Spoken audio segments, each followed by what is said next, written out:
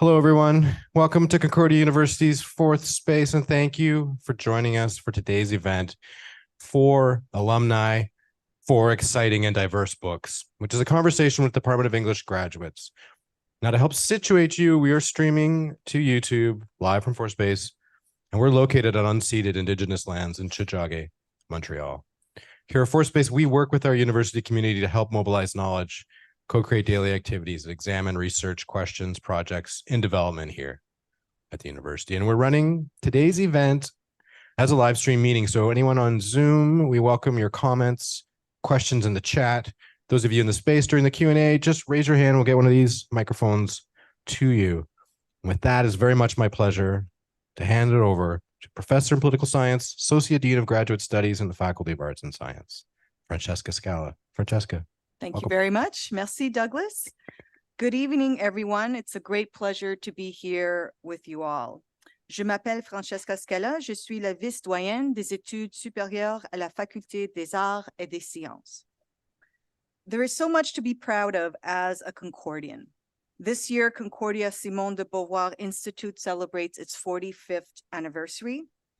The Institute is also observing 4 decades of offering Canada's first university-accredited course on Black women's studies.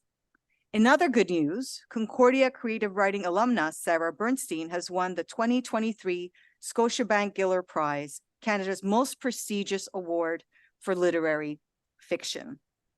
And Concordia's student literary journal, Headlight Anthology, just received a Force Avenir 2023 prize in arts, literature, and culture category.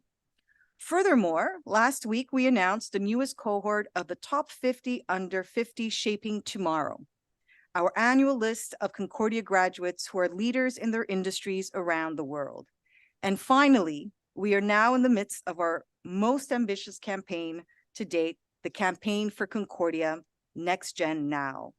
Nous clôturerons cette campagne au moment du 5e anniversaire de notre université l'an prochain.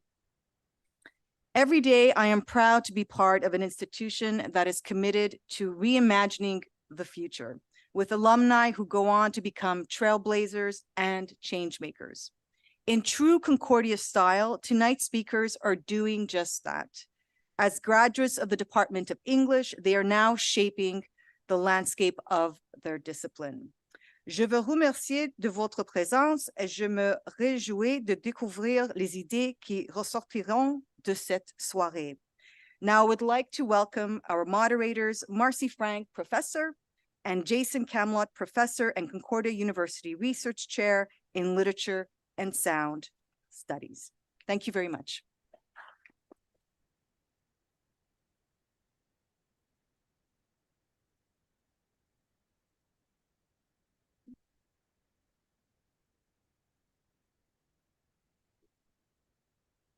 Hi, everyone. Thanks for being here. It's very exciting for Marcy and me. I'll speak on behalf of us at the beginning here. I'd like to just say a few quick thanks at the top. First of all, to thank Doug Moffat and the Fourth Space team for hosting us here today. Francesca Scala and the Faculty of Arts and Science for opening the occasion. Leisha, Melissa, Aishwarya, Shanna, and the whole team at the Concordia Office of Alumni for their support and organization of this event. I just want to say a word about the idea for this event. As Francesca just mentioned, we are constantly hearing word of awards and prizes of our creative writing program graduates, because they're often in the news for their achievements. Marcy and I were thinking there's so many wonderful graduates of our academic program who've gone on to publish amazing work, to have careers as scholars and teachers. And wouldn't it be nice to bring some of them back and talk to them about, where they've been since they left Concordia? It just so happened that there are quite a few of them who had books recently published in the last few years, and we had to choose, and we made a selection from a larger group. But what we have here today are 4 amazing graduates who have recent books, and we invited them to think about how they might talk about their life from when they were students here at Concordia, and sort of what steps they took along the way to arrive where they're at today. And where are they today? And what have they been doing? Well, we're going to hear, first of all, from Jean-Christophe Cloutier, who is an associate professor of English and comparative literature at the University of Pennsylvania, who's the author of this book, Shadow Archives. And if it's okay if I show it, very recently in the last few weeks, an edited version of Sur le Chemin, which is Jack Kerouac's On the Road in the original French. I won't say in the original Joie le Québécois, because as JC mentioned, it's anachronistic to say that. Next, I'll mention Jane Hildebrand, who was an MA at Concordia in 2010, and who's now an assistant professor of English at Barnard College, and who just published this book, Novel Environments. Next, we're gonna talk to and hear from Beth Bloom, who was a BA in 2005 and who's currently Harry K. Weston Associate Professor of the Humanities at Harvard University, and who has a recent book called The Self-Help Compulsion. And an MA graduate from our program in 2006, Heather Jessup, who is an assistant professor of English at Dalhousie University, and also who has recently published this book, This Is Not a Hoax, Unsettling Truth in Canadian Culture. So that's all of the sort of opening remark we're going to make, because really we want to leave as much time as possible, first of all, to hear from our four guests. And then Marcy and I are just going to ask some questions, engage in conversation, and then we can also open up the floor to further questions from the audience, both on Zoom and in the room. So without further ado, I'm going to turn things over immediately to JC, Jean-Christophe, to start us off. Okay, thank you. Well, hello, everyone. It's really great to be here. Thank you to Concordia University for inviting me back, and Jason and Marcy for bringing me back to my old stomping grounds here during my undergraduate days. Thank you all for coming here and on Zoom. So when I think back to when I first arrived at Concordia, which was right around the dawn of the new millennium, it's always with gratitude and relief. Gratitude for opening up my world and helping me refine how to write in English, and relief because back in 2001, I was in quite a nihilistic existential crisis, rudderless phase, and that could have gone a number of different ways, and I think maybe quite negatively without Concordia. I had already taken a year off after completing a cégep degree in Cégep Saint-Laurent in cinema, and joined a program called Canada World Youth. And as a result of all that, I did not know what to do with my life. So all I knew was that I had a hunger to know more, to be exposed to knowledge. I could feel my own ignorance, and I wanted it to stop. I made a deal with myself to take one university course and see how it lands. The course I picked was a religion course. Sorry for English. It was called Death and Dying, which tells you, where I was at in my head at the time. But the course was one of the best experiences of my life. Being exposed to the diverse ways in which different religions around the globe kind of help deal with death and how to grieve was a way for me to kind of recalibrate my head back toward life. And so I realized I wanted a broad humanist education. And I was already a voracious reader of literature, not leader of literature. And so I ended up enrolling in both English and the liberal arts college here at Concordia. I was very rough around the edges. Concordia was the very first time that I went to school in an Anglophone institution. So it was the first time I had to write papers in English. I had begun learning English when I was around 11 years old, and I thought I was pretty bilingual already because I read a lot of English, and I had a lot of friends that were bilingual, and we fancied ourselves writers too. We would write rants and manifestos and stories in English, staying up all night. I admit this was very much modeled on the Beat generation, Kerouac, William Burroughs, Allen Ginsberg, and all that, doing Burroughsian cut-ups. And Montreal is one of the perfect cities to do that in that kind of nightlife. But I quickly learned that the skill set required to write successful papers in university are quite different. I realized I only knew how to write in English if it was some kind of rant or straight from the soul, kind of attempt at writing. And so the first comments I received on my first papers were things like too colloquial. And so I would then look up colloquial in the dictionary. Or things like, come see me in my office about the writing.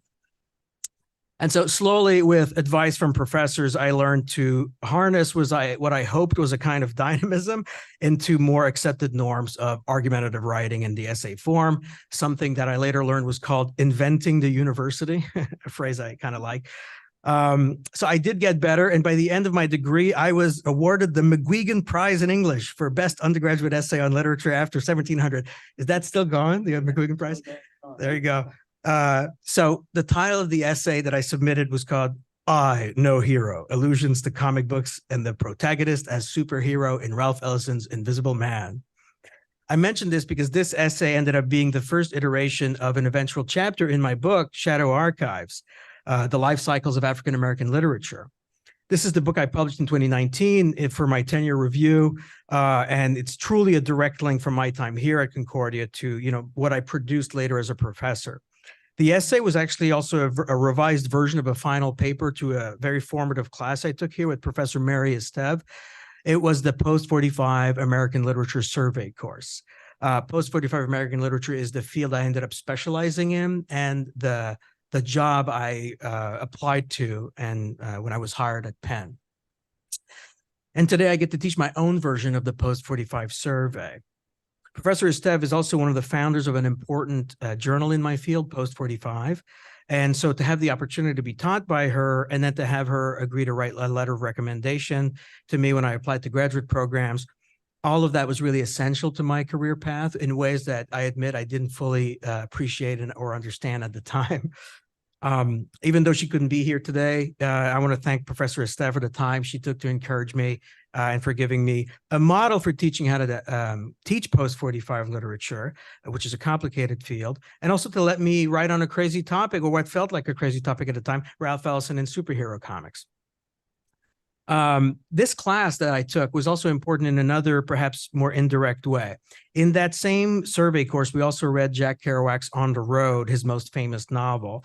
And I remember having vivid conversations about the text in class. People were very divided on it, as they are still today. I was one of the defenders of the book. Both Beth and I were. Beth and I are married, by the way, and we were starting to go out right then. And so we were kind of banding together on this. And we always have a soft spot for rebels and nonconformists. Our very first serious conversation was also about beat poet Diane de Prima at the Cock and Bull Bar. Is that still open as well? Or is that gone the way of the dodo? No, it's too bad. So back to Kerouac in the class. I realized that I was coming at Kerouac from two distinct but very personal angles. One, he was a writer I was already devouring with my group of friends. We had already had countless conversations about his works, reading biographies. I was starting to read the selected letters, and that was all, outside of class, not to write papers, just genuine interest. And two, the deep dive into Kerouac also kind of made me discover that he was French-Canadian, that his first language was French, Quebec French, and that he had to reinvent himself to become a successful writer in English. So I saw a lot of myself in that, of course. And I say I discovered he was French-Canadian in part because the mythos around Kerouac is that of a kind of quintessential American author. And even the many biographies around him, on him, don't hardly mention the fact. It was really the great Quebecois writer Victor-Olivier Beaulieu who had written the first thorough account of Kerouac as a French-Canadian in 1972 with Kerouac Essai Poulet, Chicken Essay. And back then, that book, like Kerouac Essai Poulet, man, you could find that in every used bookstore on Saint-Denis and Mont-Royal, the French ones. But in the Anglophone world and the US academe, you could, that part of his life was really remained hidden. He was just kind of, football and apple pie, kind of Marlon Brando or Elvis Presley of the literary world. I vividly remember feeling oversensitive about the Kerouac criticism in the class, and it felt like a personal attack. And the class also came at a time when I wasn't ready to write professionally or as a literary critic about something that felt this personal. And maybe that's the main thing I want to convey to you in my remarks, is that it took me years to realize how it's possible to write professionally about something you feel an intimate connection with. It's not easy, but it's possible. And when I graduated from Concordia in 2005, the Jack Kerouac papers, which is this giant archive that he left behind, it's now the New York Public Library, was not yet open to researchers. And back then, I wasn't even thinking about literary archives as a site of my literary study, and it eventually became my passion. That's what I do, is I go into literary papers of authors, and I dig into those for genetic criticism and all sorts of things. But what kickstarted that process was when I got to Columbia University in New York to start my PhD. And the summer that I arrived, which was 2007, the Kerouac archives had just been opened, and there was a special exhibition celebrating 50 years of On the Road. The exhibition was called Beatific Soul, and it had a profound impact on me.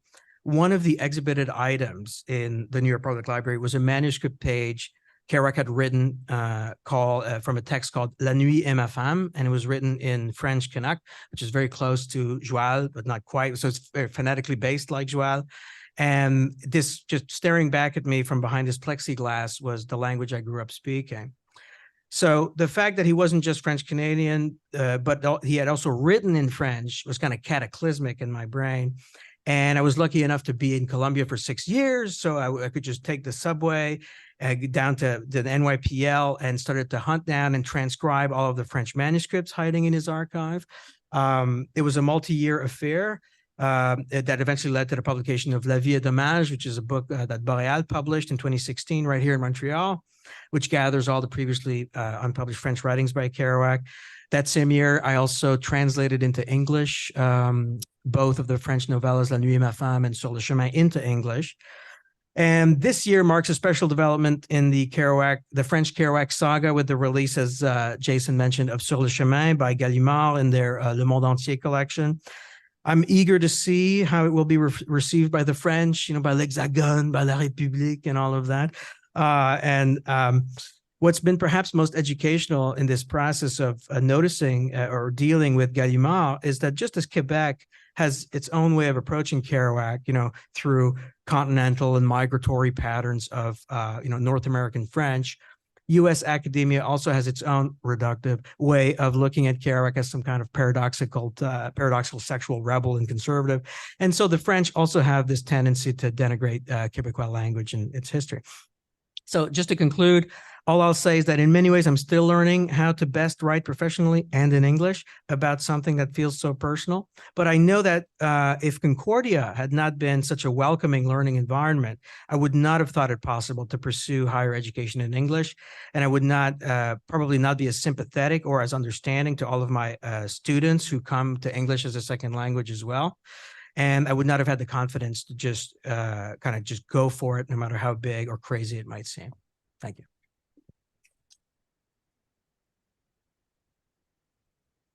Thanks so much, Jean-Christophe.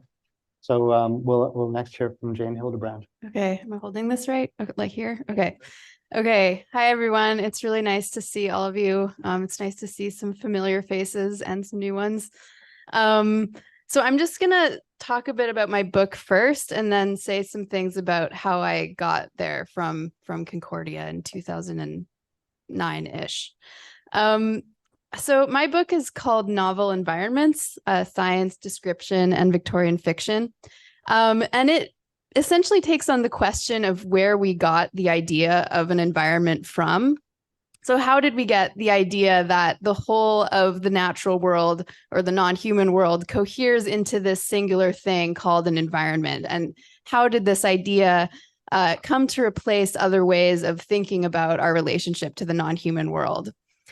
So this is an idea that has usually been sort of located in 20th century ecological thought, but in my research, I discovered that it has a longer history that starts in the 19th century, and one that I think is specifically a literary history. So the word environment, I learned, was first used by Thomas Carlyle in 1828.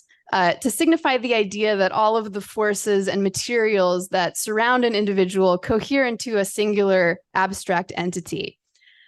From this starting point, my book traces the concept of an environment through the work of a whole bunch of 19th century scientific thinkers, including Jean-Baptiste Lamarck, Charles Darwin, Herbert Spencer, and many others, all of whom reimagined biological life as this phenomenon that was produced by an organism's relationship with its material surroundings.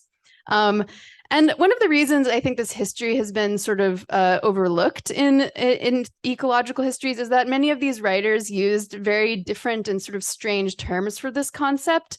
So terms like circumstance, medium, conditions, habitat, there was this very sort of varied vocabulary that these 19th century writers used to think about it. And so part of the book's aim is to sort of retrieve this unfamiliar and weird vocabulary that was being used by 19th century writers to describe what we now would call the organism-environment relationship. But beyond recovering this scientific history, my real concern in this book is to show that it was ultimately in the descriptive world making of the novel, so in literary form, that the environment was a concept that was transformed from a scientific abstraction into an object of imagination and feeling, like something that it was possible to sort of imagine and visualize. So I look at how a range of Victorian realist writers, including George Eliot, Thomas Hardy, and others, turn to detailed description as a way of engaging the scientific concept and of dramatizing interactions between organisms and environments. And the book examines the things that make up all of the sort of descriptive stuff of the Victorian novel that readers often like to skip over. So things like landscape, gardens, weather, atmospheres. And to try to show how all of this descriptive stuff doesn't just sort of act as this static backdrop, but is actually a really dynamic formal feature of fiction that is dramatizing and thinking through this new scientific discourse of environment. So that's essentially the book in a nutshell. You might expect from this that I was motivated from the beginnings of my scholarly career by a deep and abiding interest in ecological questions. But that actually isn't really the case. This was really a set of questions that I became interested in only quite late in graduate school. I first got really excited about Victorianist scholarship here during my years at Concordia.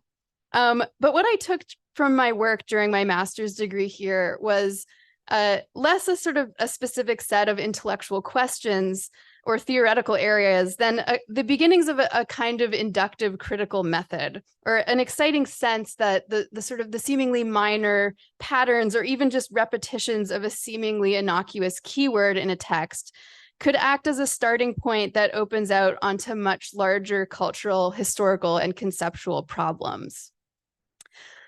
So when I did my MA here from 2008 to 2010, I had a chance to pursue my first two sort of real research projects on Victorian literature and culture in graduate seminars that I took with Jason. One was about a little known Victorian working class poet named Ebenezer Elliott, who wrote a not very good book of poetry called The Corn Law Rhymes. And the other explored the relationship between psychology and aesthetics in the work of the late 19th century socialist writer, William Morris.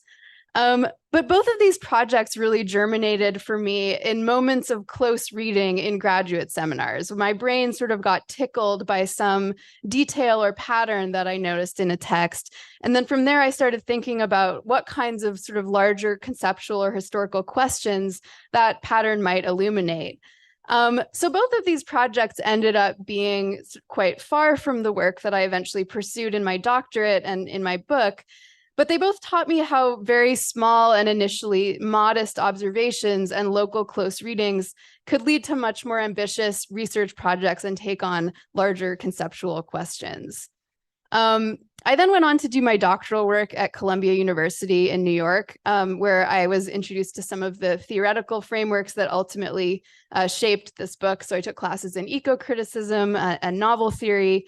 But my dissertation, which eventually became this book, started from some very basic things that I noticed while reading Middlemarch in a graduate seminar, that the novel was chock full of weather descriptions, and also that George Eliot is especially obsessed with the word medium, which shows up in a lot of her novels and other writings. So this got me to start reading around in 19th century scientific writing. And I discovered that medium was essentially an early term for what we now call a biological environment. And that in fact, Victorian writers had been the first to theorize this concept. So all of this made me realize that what had initially been a sort of small set of observations about weather in this one book might actually link up to this larger scientific and ecological discourse in the 19th century. And that maybe Eliot was using all of these sort of atmospheric descriptions to embody or theorize this abstract medium or environment concept. And in fact, many other writers were also using description in their novels for the same or a similar question. So to close, I guess I would say that two takeaways for me from this research and from going back to my experience at Concordia that sort of keep me in literary studies and energize my teaching are just a sense that literary form has an important role to play in shaping concepts and questions that might otherwise be sort of relinquished or ceded to other fields and other disciplines. Like, why do we need literature to understand the history of the idea of an environment rather than just going to environmental science or biology? And I think it's because literature actually helps to produce some of these concepts, and that it's important to think about how our modern ecological habits of thought owe as much to the literature as to the sciences. And then secondly, I think it's important to have an awareness of how these modern ecological concepts that are increasingly important to us now have a long and often a very strange history. So I'm thinking about the value of thinking through the history of our own ecological concepts in the often unfamiliar and strange terms and vocabulary that Victorian writers were themselves using to think about them. Okay, thank you.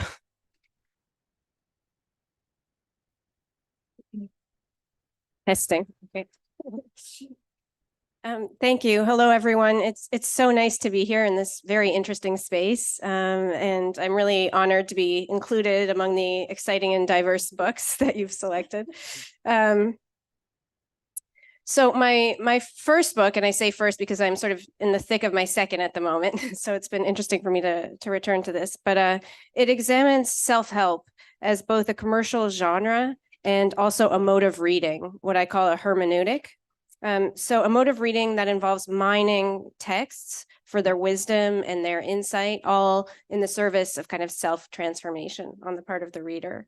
And the book emerged really from my interest in the history of literary advice and the question of how the status of literary advice changed with the rise of modernity and modernist literature in particular, when you get kind of the commercialization of counsel in the form of early self-help handbooks that really exploded in the late 19th, early 20th century.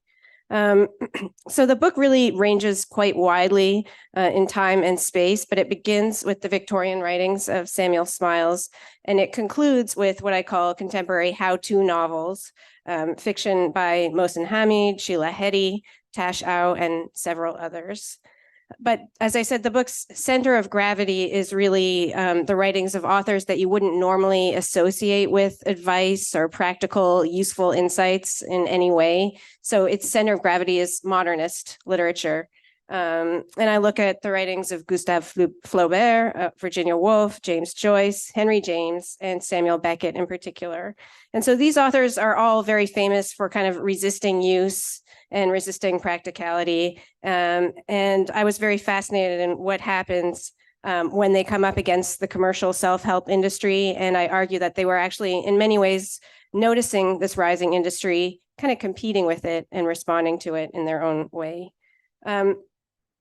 So I argue in the book that the topic of self-help has been analyzed extensively by historians, by sociologists, by religious studies scholars and Americanists.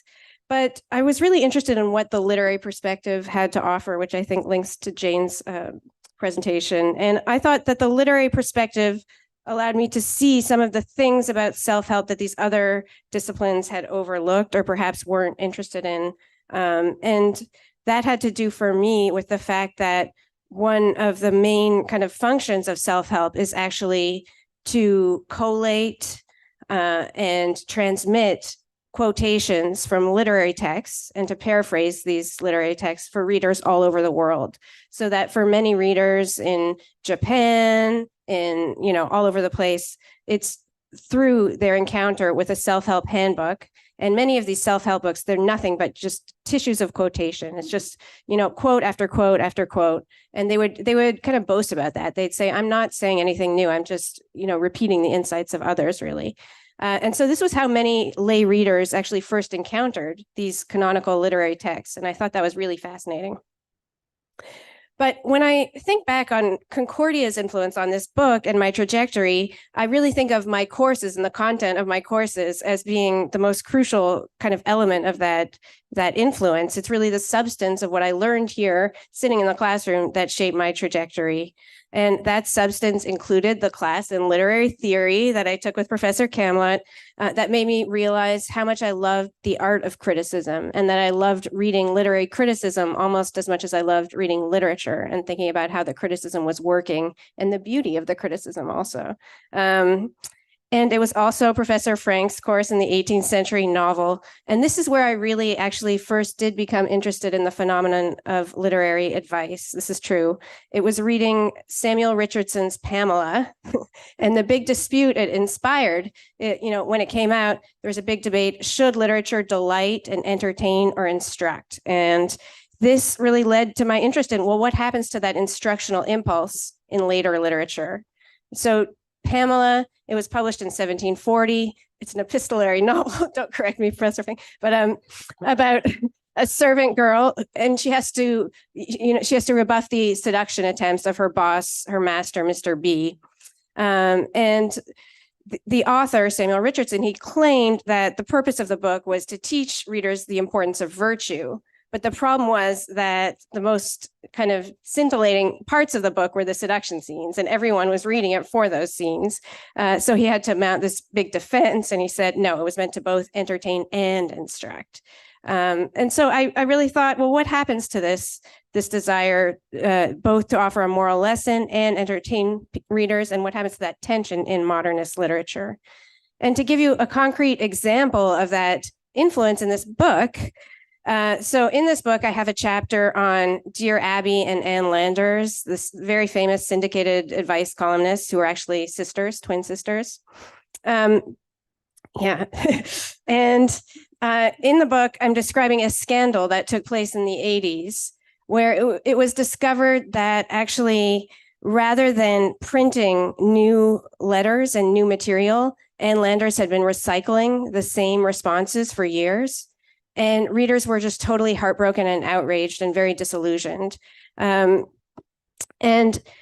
when the readers were outraged, Landers defended herself by saying that, well, people actually read my column for entertainment more than practical advice. And I was like, well, there's Richardson, having come to that passage through, I saw both Richardson, but also the Renaissance and these, debates that go back to the Renaissance about whether literature should delight or instruct. So that's one example, but many other courses also, if we had time, I could chart precisely how they've influenced this book and where. Courses by Mary Esteve, by Dana Dragunoiu, by Nicola Nixon, and many others who really created lasting reference points for my scholarship. And I'm restricting myself to the English department here because I am also a liberal arts college graduate, and that's my other love. But I'll save that for a different alumni event. So I really loved this 18th century course so much that I kind of wanted to be an 18th century scholar. And I was really agonized trying to decide, should I be a modernist or not? And ultimately I chose to be a modernist.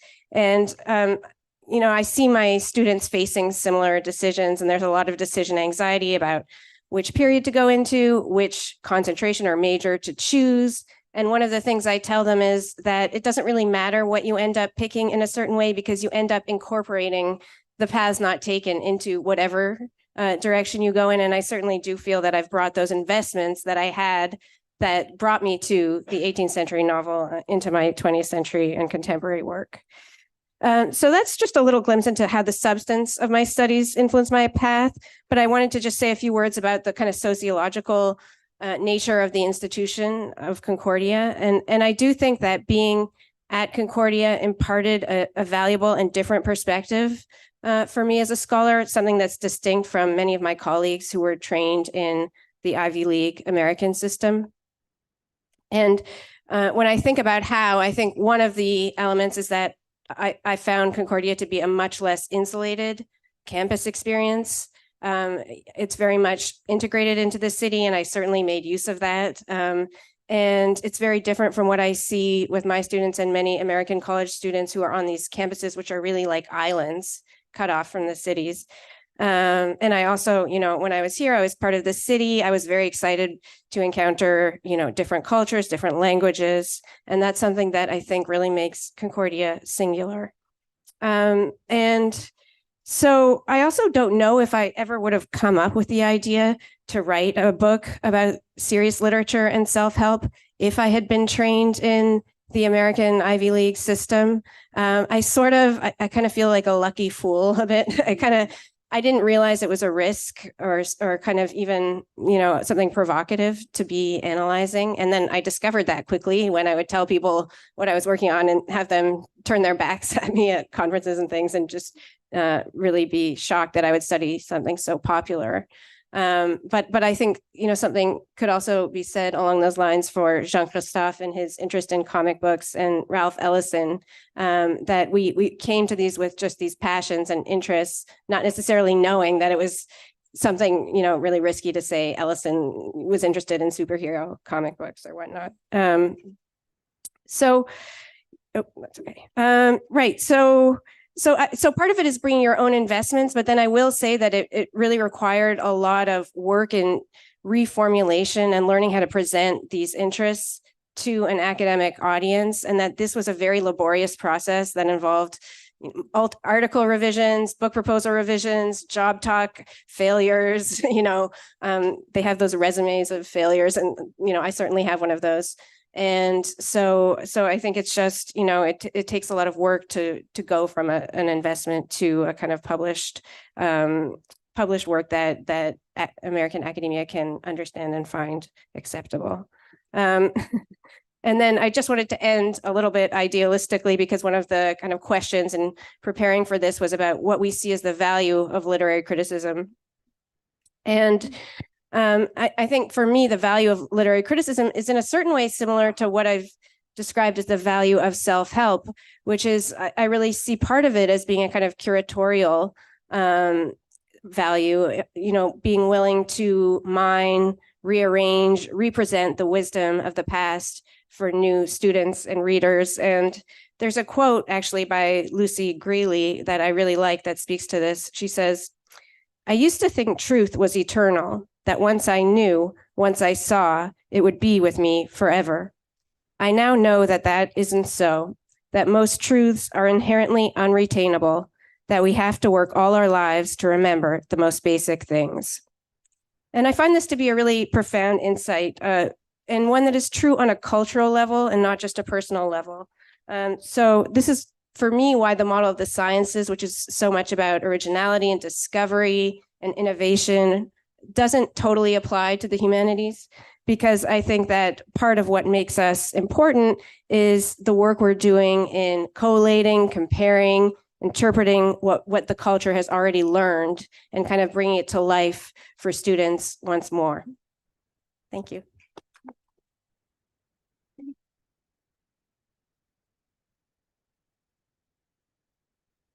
Thanks. I also just wanted to say thank you so much to Francesca and the Faculty of Arts and Sciences and the Concordia Alumni Office, and Marcy and Jason and the department for this gracious welcome. And to my fellow alumni, it's really wonderful to be in your company and encounter your work. So thanks. I was a master's student in creative writing and academics, so this will be a little bit different, but I did try to answer all of the questions that were posed to me about my time here. In C.S. Lewis's The Magician's Nephew, Uncle Andrew has his young nephew Diggory trapped in his study and in a compromising ethical bind. Uncle Andrew has discovered a way of traveling between worlds using two sets of rings. A yellow ring, once touched, takes you into another realm. A green ring brings you back. Uncle Andrew, however, is too cowardly to actually try the rings himself, and so tricks Diggory's good friend Polly into slipping a yellow ring onto her finger. "My experiment has succeeded," Uncle Andrew exclaims. "The little girl's gone, vanished, right out of the world." Diggory soon comprehends that his uncle has sent Polly into an unknown realm to face who knows what without a green ring in her pocket to bring her back. Diggory realizes he must go into the other world after his friend, carrying the rings that will bring them both back together, running the errand that his uncle is too self-important, ethically vacant, and weak-hearted to do himself. Diggory buttoned up his coat, took a deep breath, and picked up the ring. And he thought then, as he always thought afterwards too, that he could not decently have done anything else. It is stories like Polly's and Diggory's, and then when I became older, the study of these stories, or somewhat recently, my research into and the creation and curation of hoaxes, kinds of fiction that arc between the worlds of reality and make-believe, often through physical objects, so that we might be jostled out of the habitual trust we put into the institutions and authorities that teach us how to navigate meaning, decide what is read, and surmise the value of literature and art, that have always had a physical, magnetic pull over me. Some of you may have felt this too, being physically drawn into the field of literature, drawn to open the new book at the bookstore or smooth the soft paper of a rare document in an archive that feels almost like patisserie flour on your fingertips, or to talk with anyone at all who also has this pull in them about what a story or a poem or an essay or an artwork has done to us, so that we become volted out of our regular ways of thinking and we can't get back to our regular lives as they were. The yellow rings, like the stories we build or the institutions we uphold, have dazzling beauty, but they can also hum with danger. The danger that happens when our research dismisses certain stories. And Jean-Christophe's work on shadow archives, I think, speaks to this in interesting ways. Or the righteousness that can creep into spaces of creativity that causes danger to certain bodies. Unless we button up our coats and dive in together, stories, just like academic discoveries, literary fame, or becoming established in one's field, are as meaningless as Uncle Andrew's sorry belief that a girl's life is worth disappearing for the sake of his own importance. It is this edge between the danger of trickery and the freedom and the ethical compass work of a story that binds me into this community that believes words are central to knowing and transforming who we are. A community who knows that, as the wise Thomas King has said, stories are all we are. In This Is Not a Hoax, I examine instances of mistakenness, uncertainty, error, loss, hurt, and distrust, which inevitably occur in the course of a human life, and which, despite their undesirability, are often intrinsic to our psychological growth. Hoaxes have the capacity to remind readers and viewers that in order to withstand and even thrive from the inevitable confusion and hurt in our lives, our ascribed narratives, expectations, and hopes must occasionally be revised. Yet the contemporary hoaxes that I discuss in this book, such as Erin Moray's heteronymic translations under the personhood, I think heteronym isn't even strong enough, of Elise Sampedrin, Jeff Wall's staged photographs, or artist Iris Hausler's haptic conceptual artworks that have patrons believing they are immersed in a rare archaeological dig rather than an elaborate contemporary art hoax, are not, I believe, irreparable lies that constitute abuse, create severe psychological damage, or help to instill or uphold historical or cultural erasure, like many of the stories circling in the world right now do. Hoaxes can act as jolting otherworlds that reach into the real and crack open cultural systems that have, at times, participated in such cruelty. Hoaxes lie. Hoaxes rely on trust and perform deliberate acts of betrayal. But, I argue, there is a difference between stories based on lies and deceptions that bruise or recklessly damage lives, and trickery and fictions that leave us restless for change. Looking back, I remember my time at Concordia a little bit like Narnia, at least the bit where it was constantly snowing. I still feel the shuddering movement of the metro in my body late at night after a class or after a literary reading, or coming from my friend Kate Hall's house after sewing books for Delirium Press, a small press that made handbound limited edition chapbooks, which I co-edited while a master's student here.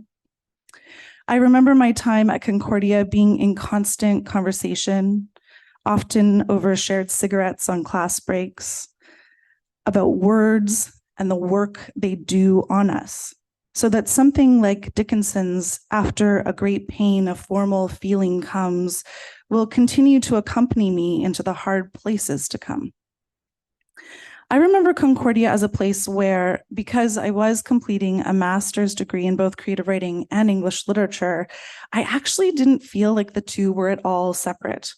We wrote stories and poems, but we also analyzed their structures, cadences, affect, enjambment. To my student in the audience, we were having a lovely conversation about enjambment. We learned to edit others' work by having Stephanie Bolster's gorgeous blue handwriting all over our own poems.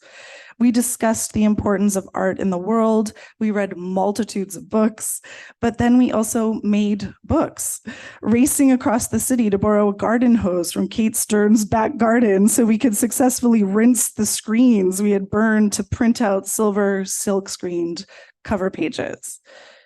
I heard Judith Hers read John Donne's metaphysical poems to us in her gravelly, Brooklyn accented voice, and really did feel as though I had turned like gold to airy thinness each week when we had to exit her enchanted classes. Concordia was where I began to practice research creation, an approach to research that combines creative and academic research practices and supports the development of knowledge and innovation through artistic expression. Scholarly investigation is what Shirk calls it. I would call it curiosity, unending curiosity, and experimentation. This was before I had even read Natalie Lovelace's How to Make Art at the End of the World, or studied the pedagogical practices of action research as a living practice. We dressed up as paintings and fictional characters for Halloween. Living and studying and being with my amazing cohort in Montreal was story. Or maybe a little bit like this idea of a medium. It was the environment that completely surrounded us. For me, despite the Uncle Andrews one can unfortunately find in academia or in publishing, what mattered most to me in my time at Concordia, and what continues to matter to me as a teacher, writer, and academic, is collaboration and community. The knowledge that nothing worthwhile is ever made masterfully or alone, which is a lot like what happens after Diggory realizes he must also put on a yellow ring. Diggory finds Polly in the other world. She is not left alone and undefended. Together, the friends have tremendous adventures. They fly on the back of a Pegasus over a new world as it is beginning to form. They plant a single linty toffee left over in Polly's pocket, and by morning, a toffee tree has grown, bearing fruit like luscious caramel figs. They don't return unscathed, but they return together and continue to return to one another throughout their lives, as I have with many of the people I met here, visiting in the country, spending holidays together, swimming, baking, climbing. This is what Diggory and Polly do, but it's also what I have done with my dear friends from here. Words can do this. They can help us find each other. They can forge lifelong friendships. I have been drawn into this field because of lines like, "He could not decently have done anything else," that remind me that the telling of stories and the sticking together in the face of injustice can at times be dangerous work. And it is also endlessly fulfilling work that is best done together. Thanks.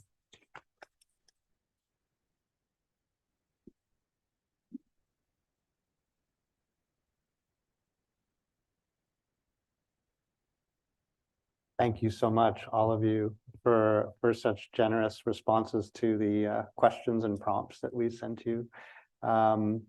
So yeah, we're going to, engage in some conversation. I don't know, we haven't really rehearsed much, but I don't know, Marcy, do you want to, let's hear your voice first. I'm so thrilled to have you guys here talking about your books and connecting what you've done to what you learned here. It's a great pleasure to be in your company, and what you've accomplished is so impressive. But I guess I because we have a lot of students here, and it's a very hard time to devote yourself to the study of literature, I wonder if you have any thoughts about how you encourage your students to go forward or to do something else.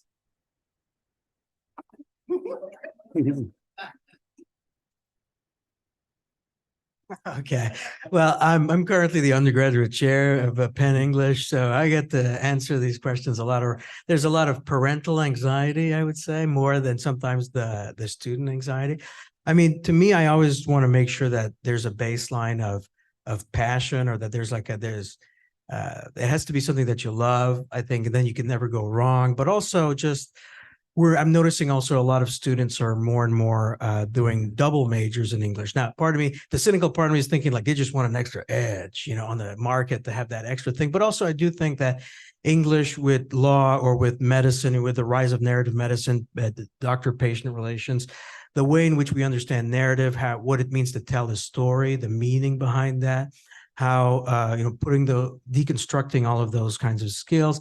If you're going to be a lawyer, you're going to have to argue. You're going to have to use language to make a point in writing. If you can't write a memo, you're not going to make the partner at the firm, And so there's all sorts of different ways in which you can approach it. I try to, get a sense of, what do you want out of this? What's the ultimate payoff for you? Is someone else that's not in the room with us talking for you about your anxiety, or is it really happening? I mean, but it is the humanities are going through a tough time.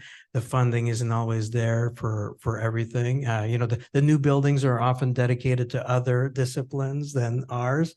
So real estate's like an actual thing. But I do, there's ways of talking and encouraging. And I also just use my own personal story as just like not as a way to like, you must do like I do, but just like an explanation of like, this is what worked for me. And I emphasize that I did not have a master plan, this just happened because I was following something I loved and enjoyed.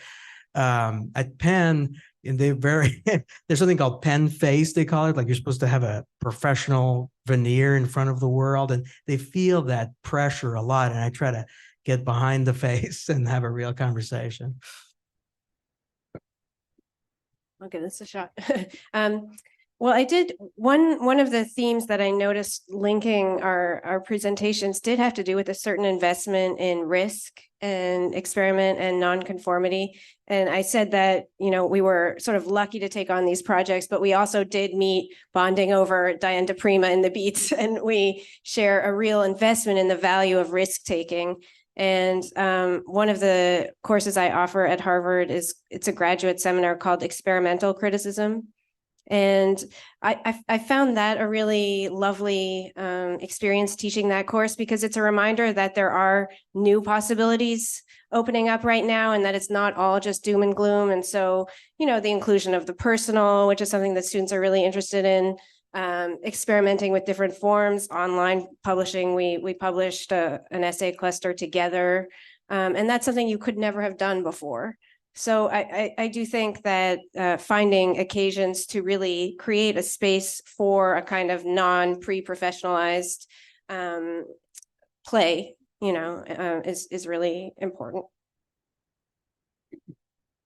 Yeah, I agree with what both of you just said. I mean, when I talk to students about majoring in English or even just taking English classes, I think there's sort of a real sort of balance or tension between, like, on the one hand, like, there are ways in which taking courses in literature can enrich all of these other kinds of career paths that come afterwards, like medicine or law. A lot of our English students who are, double majors in biology are some of our most successful medical school applicants, and I think will be some of the best doctors.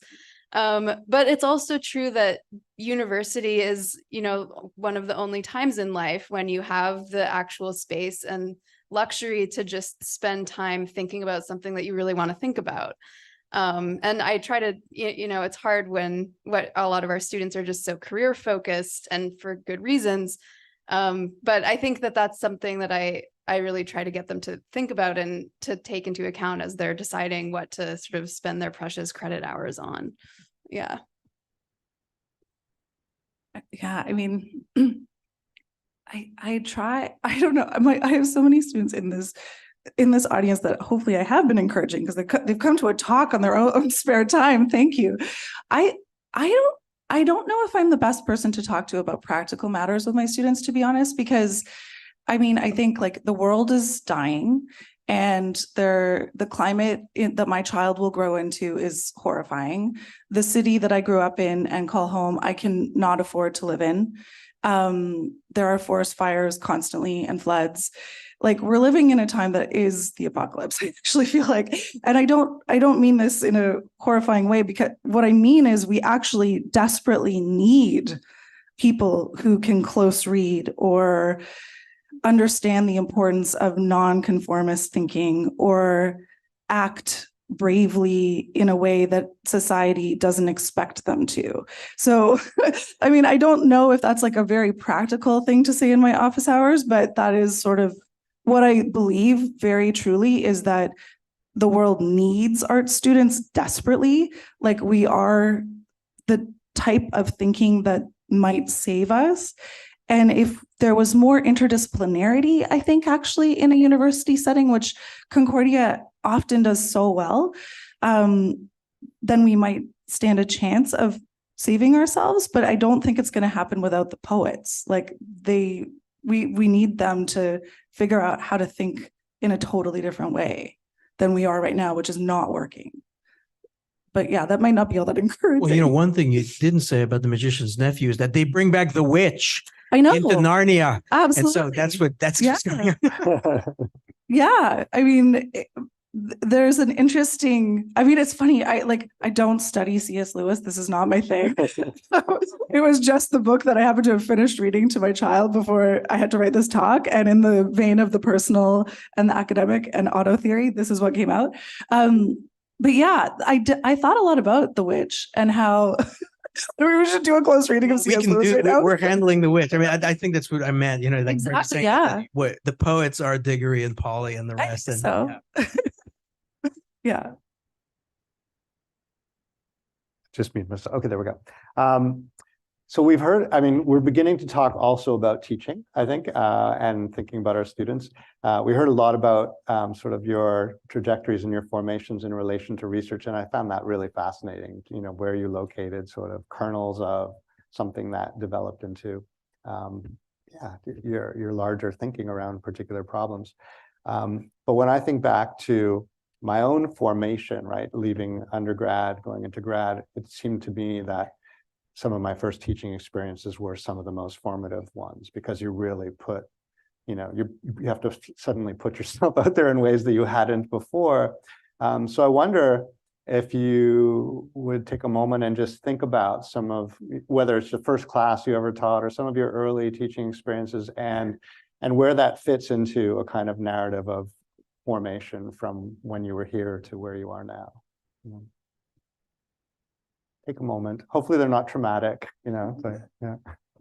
I can start. Concordia was the place that first gave me my an academic teaching job, which often happens if you are a grad student here for the first year composition classes. And that was 20 years ago. I was 24 standing in front of a classroom of students, and I just think, what did I know at all?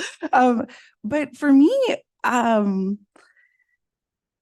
I feel like I learn as much teaching my students as I do in any other way. They're brilliant, I find often. And even if they're the beginnerness of it is so brilliant that then you have to rethink everything you ever thought you knew, like grammar or a sentence. And then all of a sudden, the sentence or the grammar better yourself, or, in a new way. So I don't know, Concordia actually is the place I first started teaching academically. And I have felt incredibly grateful that they just trusted me with a group of students to teach them how to write. I was astonished, and I still feel like I learned a lot kind of in that moment of it being a collaboration, I guess, which continues from the pedagogy that was used primarily when I learned here as well as a student.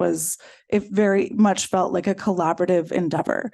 So yeah, thank you, Concordia. 20 years. Thanks. Yeah, my first teaching experience was also at Concordia as a TA for Marcy. And yeah, I'm not thinking back to it now. I remember the day I went to teach my first discussion section, I was just completely terrified. I'm a slightly a shy person, I guess. And I was just so afraid of messing up or of having so much attention on me.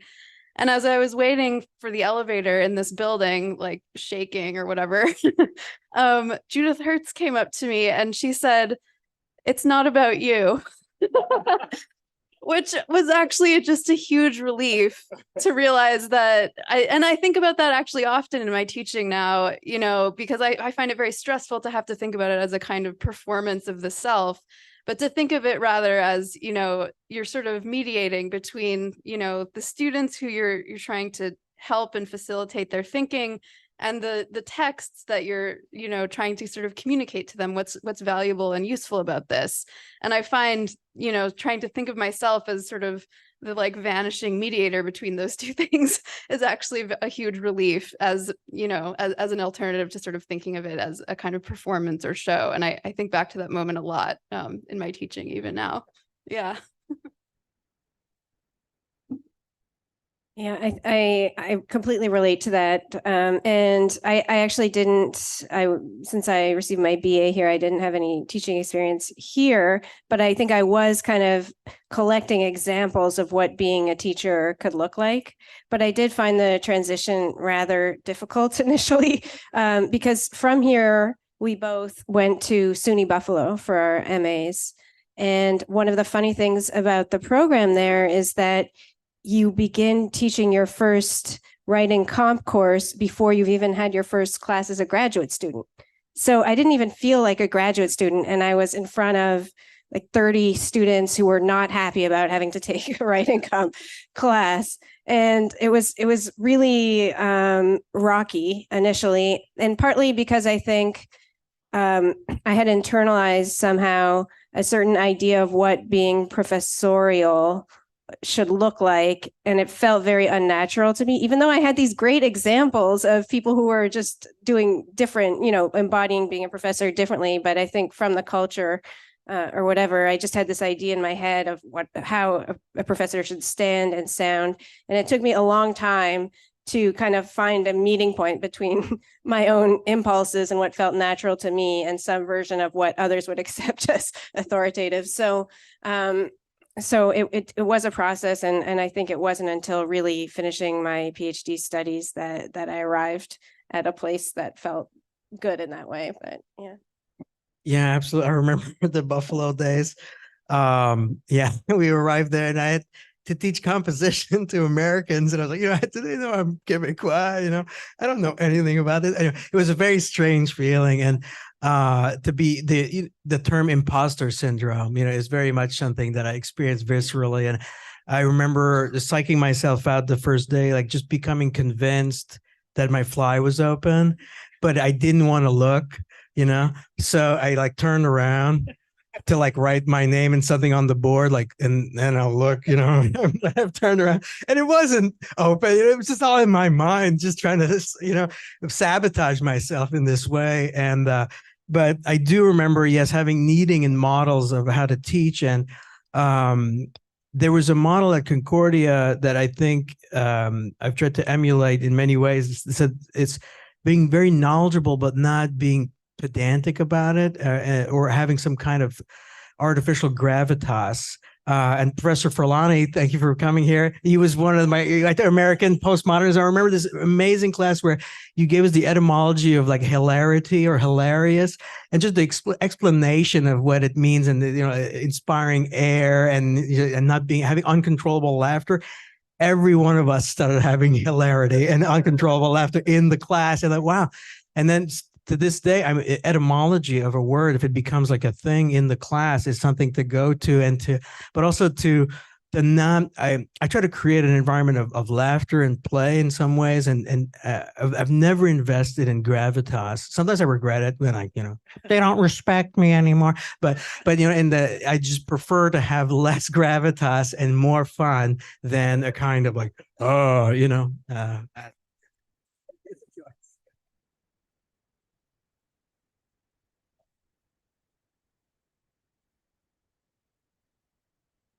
Yeah, so there are a lot of things, like teaching being one of them, that you're not really prepared for, as you say, when you step into that experience for the first time.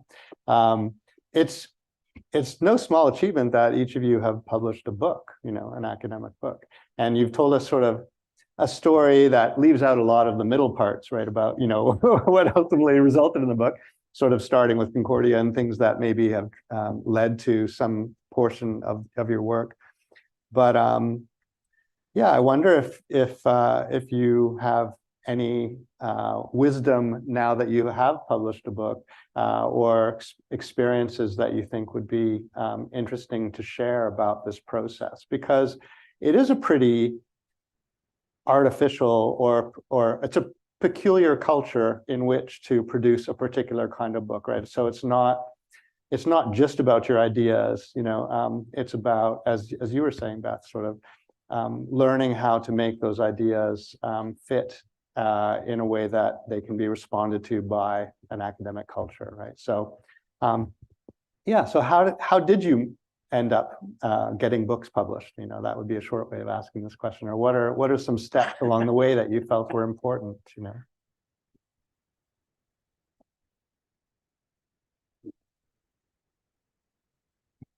I would just want to say that I would have died without my writing group. So if you are writing a book, I would strongly advise have people who are reading your stuff a lot, or at least this was what I needed. Because I found it almost impossible to sort of ever have a sort of objective or, even reasonable perspective on my own writing throughout this entire process. And having people who were generous enough to read it in every stage, I sort of lost my sense of embarrassment about asking people to read things that were completely unpolished and didn't make that much sense. I found that really thinking about writing as something that you need a community for was something that I could not have ever, I could never have gotten from dissertation to book without that. And that was really something that I only came to realize after graduate school, that I needed that. And yeah, it was immensely helpful. I think that it's actually surprisingly difficult to publish an academic book right now, and in a way that it wasn't even 10 years ago. And that particularly with the bigger, better funded presses, it's really, they have space for maybe 8 to 12 titles a season. And there's a lot of pressure on those titles to speak to a lot of people. And one of the things I try to stress to my graduate students, and it's frustrating because I feel like I can never stress it enough, but it's just how important it is to be able to frame your very thorough and precise and careful specialized research into like the 18th century novel or something to people who are, scholars of the Renaissance or contemporary, or even not in English, to people who are on the boards of these presses who are from all different disciplines and very busy and impatient. And it's just so important to be able to have a compelling frame that does not assume that people are going to be interested in your work or give it time. They're used to working with people like their professors who are, it's our job to respond carefully and to read their materials. But, most other people in the world aren't. They don't have that responsibility. And so there's a lot of persuasion that has to happen there, and kind of, big picture, big stakes. What's your biggest intervention? Put that right at the front. Don't undersell, So I think that's something that I try to stress, that I've learned, that I'm still having to remind myself to do also, because sometimes I feel, well, this should be, of course, it's self-help in literature. It should be interesting to everyone. And even then I'll encounter people who have to be convinced, so. Yeah, I really, I agree with everything that's been said. Another thing that came up in the path is also a dissertation is not a book. Remember, your dissertation is not a book, those kinds of statements, and how it's very different. And you have to really kind of change a lot of the directionality of where it's going. And I attended a few events at Columbia about first books. And those were really helpful to hear, like people's journeys, how they got to their first book. And one was a professor at Columbia, Joey Slaughter, who wrote, about literature and law. And he explained that one important thing, he realized that he had to become really an expert in the law, just as he was in literature, to write this book. Something similar happened to me in terms of for Shadow Archives. I had to really immerse myself in the writings and the discourses and the scholarship of archivists, and to understand how literary papers and archives work from their point of view, as opposed to researchers who come in from the reading room. I needed to look at it from behind the reference desk. What happens with acquisition? Why are certain collections purchased? Why are they on deposit? Which ones can only be donated because they're not valued enough to be purchased? All those kinds of things became really important. And so that was an important lesson that I had to kind of learn, by myself in a way. So I became an archivist for a little bit, and then working in that field, and then not because I realized that no one in literary criticism was really citing archivists. They were talking about the archive a lot with a capital A, but without any of the people that work in the business. And so that became important. And then also I'm going to go talk to all the librarians at my institution, whichever it might be, at Columbia, at Penn, wherever. And what do you do when you acquire a collection? Just understanding really from their point of view as well. So that was important, that from the get-go, I didn't quite understand what was going to be necessary to actually finish and create a book. And then, how do you make this accessible to a wide audience? That's another story. I think in the beginning of the Shadow Archive book, you have this really beautiful image of the archivist's hand being shown for the first time. And like archives are kind of like this thing where you don't get to see the hand. And I feel like that's the same with academic publishing. It's just like there's all these academic books out there, but how did they get there? We don't know. And so I think one of the things about doing a master's in creative writing and English literature was that publishing was something that we did think about or talk about in the creative side of things. And that really helped demystify the academic publishing world for me. Another thing that helped, I guess, if I'm giving advice, which I don't know if I'm qualified to do, but was a piece of advice actually from my mentor and doctoral supervisor at U of T, Mari Rudy, who said, always look for the generous people. And I think that's really, really lovely advice. And so I tried to do that forming my committee. I tried to do that thinking about who I wanted editing my work. I tried to think about that in my writing groups, like who are the generous people? Can I equally be a generous person, obviously in return, but who are the generous people? And so I ended up actually like pursuing an editor that I wanted to work with for my academic book. Siobhan McMenemy, who was at that time at U of T, and I tracked her down at an academic conference, and I was like, "Hello, I'm Heather. I'm wearing a very bright pink coat, so you won't forget me. And please publish my book. It's not done quite yet, but I'm interested in working with you." And she ended up switching presses, and I followed her to Wilfrid Laurier, and but I could just tell by how she had written about. She'd written an article about how to get your dissertation published. And it was like, it's no longer your dissertation. Rather than like, your dissertation isn't your book, she was like, you are free. It just felt like such a different attitude about it. And I remember I was on a phone call with her when she was like, okay, you have to pull together a proposal. And I was like, ah. And she's like, look, it's yours now. You've defended, it's yours. Like, the book now gets to be yours. And I just remember this like full body flood of relief, like, oh my gosh, it's mine. I can do whatever I want with this now. And I've worked hard for that dissertation, but this is something different. And that kind of also freed me and was a very generous way of thinking about academic publishing that I appreciated. So. Well, this makes me want to ask you, Jean-Christophe, because my mic's not working. Oh, yeah, there. Because you were talking about your personal engagement with Kerouac and how it was both a frightening thing or something that it wasn't so straightforward for you to figure out how to do that. And I think we all, we're sharing the sense that it's important to have a personal engagement.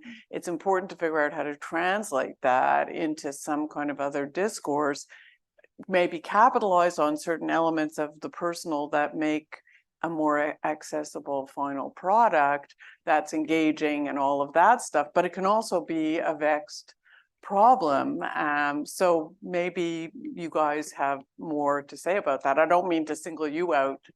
Right. Yes. No, it's true. It's a process. I mean, in the discipline too, there's been a rise in area studies and identity as a focus of how to read literature, and so on the job market now, even like there's less period jobs, like post 45, there's like been a gap of a decade between the two postings in post 45. But there's a lot in, more focused multi-ethnic literature and things like that. The rise of, gender and sexuality studies, all of that. And yes, writing personal, I mean, it is a process where I had to learn. I think in a way, it's almost like what I told myself to do is kind of calm down, like give yourself like some time to like process whatever's happening, but also come back with an ironclad case, like have so much evidence for what you're trying to say about this particular figure or author. Dig in all the archives that you can, get all of the evidence possible that no one can deny now that this is like the reading. And so that's kind of a motivational factor. So not to rely solely on affect. I think affect is a generative of dynamism and purpose and passion for the pursuit, but then it's really like, again, how to convince everybody else about something that might seem like a crazy reading or like so idiosyncratic that they're not ready quite to believe. So it's kind of like a piling on of evidence so that's one of the ways I've dealt with it, is just like your case is like, you can't lose, and so like a law case or something. And so that's been part of how I do it, but there's a dialogue there, and there's also having a good reader like Beth to also kind of, I do think, writing group or having other people like tell you like, well, I don't know about this one, or, this is good, or, just having another opinion is also very key, I think.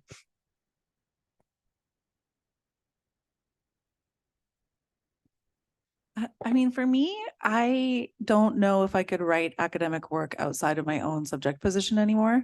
I feel like that objective idea that I am a master of a discipline or an idea, and that I have all the answers to this conundrum, I figured it out, isn't real. Like, I write about hoaxes, right? And I write about hoaxes attacking institutions, essentially. So I don't think I could write a sentence with one any longer, because it like, to me, who is that one? Who is it including? Who is it not including? Like, what is left out with that objective perspective? So again, I mean, this is my own process and people have different opinions about this, but I don't think I could write anything academically that wasn't personal anymore. That's kind of where I've gotten to with it. Yeah, I don't know if I can untangle my personal relationship with my scholarship at this point, but I find this question actually very useful and interesting for teaching, because I find that students often have this sense that there's sort of this hard divide between like personal writing and like academic analysis, and that the second one is boring and dry, and the first one is what they wish they could do that we're trying to force them not to do. And I when I teach, I try to sort of get them to move away from that sense that there's sort of this binary between them, or that like doing, literary analysis is like eating one's vegetables when one wishes one could be eating cake. And I try to get them to think about their feelings. If they're having a strong emotional response to a text, to use that as sort of a starting point for analysis. So instead of like not needing to not have any feelings about a text, to use your emotional response as a starting point to think about what are the actual sort of ideas or techniques or effects of language that are producing this emotion, and then to sort of use that as the sort of like the engine for their analysis, but needing to move sort of from the feeling to the analysis. And I don't know how successful that is all the time, but I don't know. This is a question that I often have about teaching, like how to get students to stop feeling like there needs to be this sort of like wall that they don't want between their personal responses and what they're actually being asked to sort of analyze or think about on the page. Yeah, this is a fraught question for me because,